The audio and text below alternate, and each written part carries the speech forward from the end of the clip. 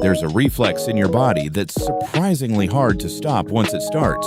It's your sneeze. It starts when nerves inside your nose detect an irritant and send signals to your brainstem, triggering the sneeze reflex. Then your brain coordinates a whole body reaction. Muscles in your face, throat, chest, and abdomen contract almost simultaneously.